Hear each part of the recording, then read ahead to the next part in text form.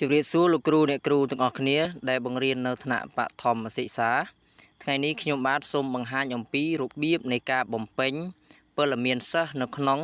ថ្នាលបឋមសិក្សា PLP ចំនួនថ្មីបាទដើម្បីបំពេញព័ត៌មានសិស្សបានសូមលោកគ្រូអ្នកគ្រូចូលមកកាន់ PLP ចំនួនថ្មីណាឬយើងហៅថាថ្នាលបឋម PLP ចំនួនថ្មីចូលមកកាន់ទម្រង់បែបនេះហើយលោកគ្រូអ្នកគ្រូមើលនៅខាងស្ដាំដៃសញ្ញាត្រី3ខាងលើនេះលោកគ្រូអ្នកគ្រូចុចពីលើ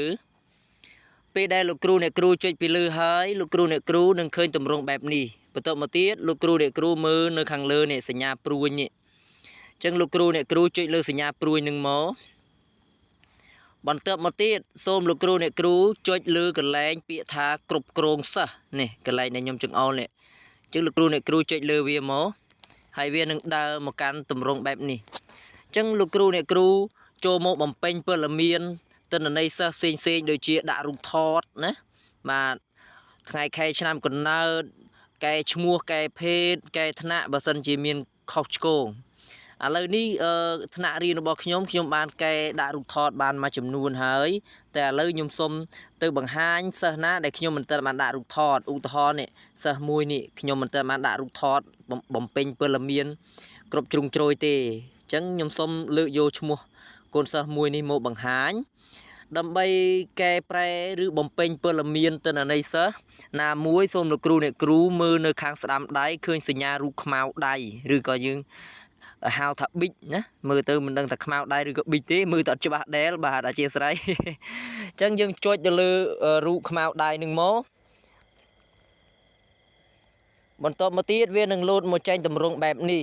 នៅខាងលើនេះគេឲ្យយើងដាក់រូបថតអញ្ចឹងលោកគ្រូអ្នកគ្រូចុចទៅលើសញ្ញាកាមេរ៉ានឹងមកពេលដែលចុចហើយវាឲ្យយើងជ្រើសរើសពីនេះនៅខាងលើនេះបើសិនជាយើងមានរូបថតនៅក្នុងទូរស័ព្ទរបស់យើងហើយយើងចុចយកអាខាងលើបើសិនជាយើងអត់មានទេយើងចុចថតផ្ទាល់យើងចុចយកខាងក្រោមនេះប៉ុន្តែដោយសារខ្ញុំមានរូបថតកូនសិស្សនៅក្នុងទូរស័ព្ទដៃស្រេចហើយខ្ញុំចុចយកខាងលើពេលដែលចុចចឹងហើយវានឹងលោតមកកាន់រូបថតនៅក្នុងទូរស័ព្ទដៃរបស់យើងនេះរូបថតដែលខ្ញុំចង់បង្ហាញនេះគឺរូបខាងលើនេះយើងចុចលើរូបថតនឹងមកយើងចុចឲ្យចេញសញ្ញាគ្រីសបែបនេះហើយយើងចុចពាក្យខាងលើដាក់ថារួចរាល់នេះបាទតទៅទៀតវានឹងលោត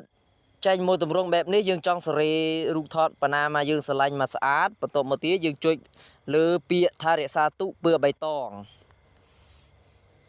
បាទបន្ទាប់ពីយើងដាក់រូបថតរួចហើយយើងមើលនេះនាមតកូលនាមខ្លួនបើសិនជាត្រូវហើយយើងមិនបាច់កែទេតែបើមិនត្រូវគឺយើងត្រូវកែវា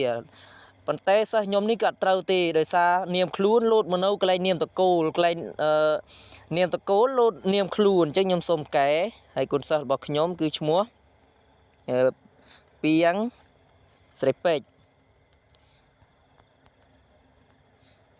បាទលោកគ្រូអ្នកគ្រូបំពេញវាត្រឹមត្រូវចឹងមកបាទពីងស្រីពេជ្របាទចង់សេខុសអញ្ចឹងយើងដាក់ឈ្មោះរួចហើយកន្លែងអត្តលេខណាបន្ទាប់មកទៀត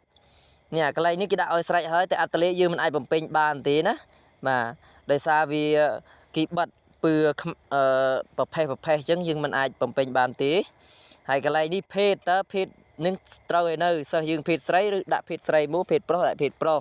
ហើយកន្លែងនេះសញ្ញាផ្កាយនេះត្រូវតែបំពេញណាគឺសញ្ជាតិអញ្ចឹងយើងចុចលើវាមកយើងជ្រើសរើសមកសញ្ជាតិអីគេខ្មែរដាក់ខ្មែរមកហើយកន្លែងនេះជនជាតិយើងរើសមកជនជាតិខ្មែរមកកន្លែងជនជាតិនេះយើងដាក់ក៏បានមិនដាក់ក៏បានពីព្រោះវាអត់មានសញ្ញាផ្កាយទេហើយនេះកន្លែងទម្ងន់នេះដូចគ្នាដែរបើលោកគ្រូអ្នកគ្រូបានថ្លឹងទម្ងន់ដាក់មកបើមិនបានថ្លឹងទេក៏អត់ទៅពីព្រោះវាមិនបានចេញសញ្ញាផ្កាយទេលេខទូរស័ព្ទបើមានដាក់បើមានក៏អត់ទៅហើយថ្ងៃខែឆ្នាំកំណើតនេះត្រូវតែដាក់អញ្ចឹងឧទាហរណ៍ថាសិស្សខ្ញុំកើតនៅថ្ងៃទី4ចុះខែមករាឆ្នាំ2016ចុះអានេះខ្ញុំបំពេញឧទាហរណ៍ទេប៉ុន្តែជាក់ស្ដែងយើងត្រូវដាក់ឲ្យបានត្រឹមត្រូវណាបន្តមកទៀតទីកន្លែងបច្ចុប្បន្នកើតនៅណាណាយើងអូសរមើមកខេត្តអីគេកន្លែងនេះយើងរើសខេត្តណាអញ្ចឹងបើខេត្តសម្រាប់ខ្ញុំគឺសៀមរាបណាបាទកន្លែងនេះស្រុកអីគេកន្លែងដាក់មកហើយកន្លែងនេះឃុំអីគេបាទជ្រើសរើសមកចលះដៃបាទបន្ទាប់មកទៀតភូមិស្អីគេ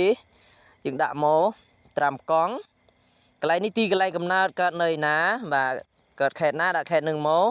ខ្ញុំដាក់សៀមរាបដដែលព្រោះកើតនៅខេត្តសៀមរាបនឹងឯងបាទបន្ទាប់មកទៀតស្រុកកលែងឃុំចលះដៃភូមិ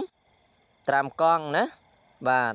បន្ទាប់មកទៀតនេះកន្លែងពីការនេះបើគិតពីការយើងដាក់ថាពីការបើមិនពីការអីទេយើងមិនបាច់ជ្រើសរើសវាទេកន្លែងនេះបើគិតមានបានសមធរយើងជ្រើសរើសមកក្រ1ក្រ2ហានិភ័យបើមានយើងរើសបើមិនមានទេមិនបាច់រើសទេហើយកន្លែងនេះឆ្នាំសិក្សាគឺយើងឆ្នាំនេះគឺឆ្នាំសិក្សា2025 26យើងរើសយកចឹងមកហើយរៀនថ្នាក់ទីប្រមាណថ្នាក់ទី3ថ្នាក់ទី3ថ្នាក់ទី4ថ្នាក់ទី4អញ្ចឹងសិស្សខ្ញុំថ្នាក់ទី4ខ្ញុំរើសយកទី4កន្លែងនេះគាត់ធ្លាប់រៀនមត្តេយ្យអត់បើធ្លាប់រៀនមត្តេយ្យយើងចុចបាតចាណាបន្ទាប់ពីយើងបំពេញព័ត៌មានសពគ្រប់អស់ហើយនេះលោកគ្រូអ្នកគ្រូមើលមកខាងក្រោមខាងស្ដាំដៃឃើញពាក្យគេដាក់ថាកែប្រែពឿបៃតងលោកគ្រូអ្នកគ្រូចុចថាកែប្រែនឹងមកជាការស្រេចហើយចឹងការបំពេញព័ត៌មានរបស់យើងគឺប៉ុណ្ណឹងឯងរួចរាល់ហើយជោគជ័យហើយចេញពើបៃតងបាទសម្រាប់វីដេអូបង្ហាញថ្ងៃនេះខ្ញុំសូមបង្ហាញត្រឹមប៉ុណ្្នឹងទេអរគុណច្រើនសម្រាប់ការទស្សនាបើមានកំហុសខុសឆ្គងអធិស្ឋានផងណានិយាយទៅញាប់តដុតជាប់មាត់ពេញតាវាលឯង